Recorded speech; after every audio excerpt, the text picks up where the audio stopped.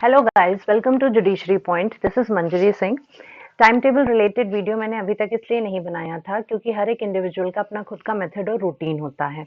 तो कोई अगर टाइम टेबल आपको प्रोवाइड कर रहा है, आप उसके अकॉर्डिंग पढ़ पाते हैं कि नहीं, ये थोड़ा मुश्किल हो जाता है।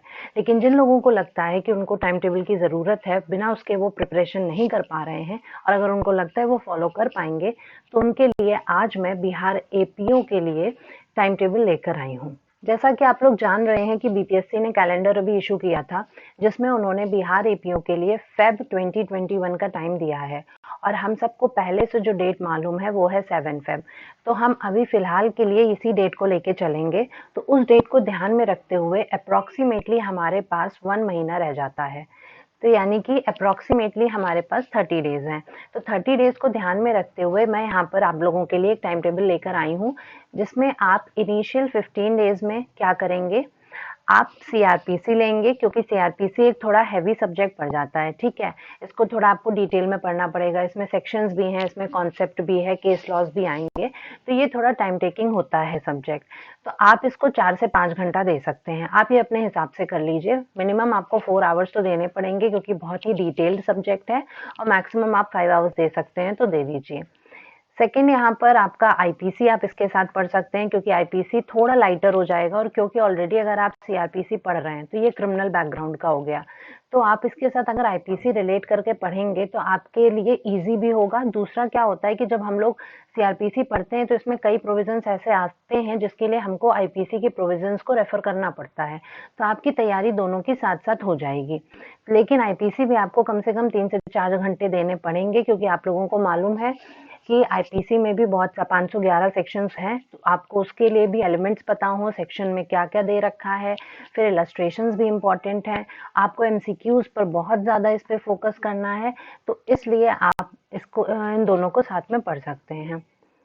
थर्ड, आपको जनरल नॉलेज का आप पेपर कर सकते हैं, जिसमें आपको कम से कम 3 घंटा तो बैठना पड़ेगा।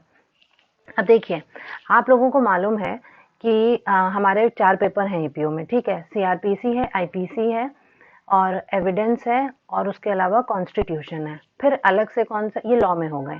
अलग से आपका क्या है, जीके है। ठीक है, अभी मैं जीके पे बात करूंगी थोड़ा डिटेल में। फिलहाल अभी आप इतना समझिए कि आपको एक दिन में 3 सिटिंग करनी है। कितनी सिटिंग करनी है? 3 सिटिंग। ठीक है, अब ये आप अपने हिसाब से आगे पीछे कर सकते हैं। आप पहले जीएस भी उठा सकते हैं, फिर आईपीसी कर सकते हैं, फिर सीआरपीसी।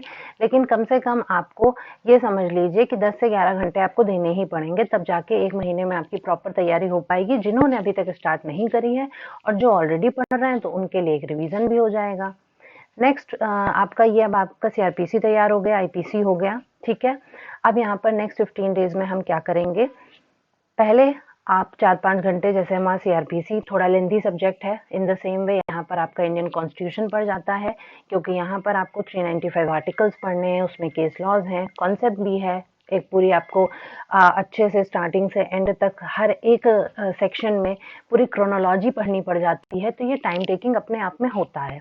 तो यहाँ पे आपको 4 से 5 घंटे देने हैं, ज़्यादा कम आप अपने हिसाब से दे सकते हैं, आपकी तैयारी जिस तरह से हो। Second, Indian evidence act easy नहीं है, लेकिन कम सेक्शंस है, इस वजह से थोड़ा टाइम कम लेगा। तो यहाँ पे आप इसको 3 से 4 घंटे दे सकते हैं। दूसरी चीज़, इंडियन एविडेंस एक्ट जिन्होंने अभी तक नहीं पढ़ा है, या जो लोग थोड़ा पैनिक कर रहे हैं कि यहाँ पर कौन से सेक्शंस पढ़ने हैं, तो मैंने previous 3 videos Indian evidence act के इम्पॉर्टेंट सेक्शंस पर दे रखे हैं। आप लोग उसको जाके दे सकते हैं। वो आपके लिए बहुत ज़्यादा हेल्पफुल होगा कि आपको क्या पढ़ना है और क्या नहीं पढ़ना है।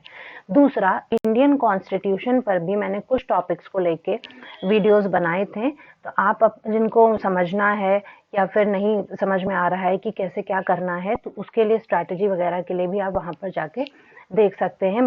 बेसिकली देखिए, फंडामेंटल्स कहा है, तो मैंने मेकिंग ऑफ द कॉन्स्टिट्यूशन पे, हिस्टोरिकल बैकग्राउंड पे, इन सब पे मैंने वीडियोस बना रखा है, जो आपसे बहुत ज़्यादा पोर्शन इसमें पूछा जाएगा। थर्ड सेटिंग, एज यूजुअल आपको जनरल नॉलेज, यानी कि 30 के 30 दिन आपको जनरल नॉलेज तो डेली करनी ही करनी है। साथ में 15 दिन स्टार्टिंग में आपको सीआरपीसी आईपीसी करना है, और नेक्स्ट 15 दिन में आपको कॉन्स्टी और एविडेंस करना है।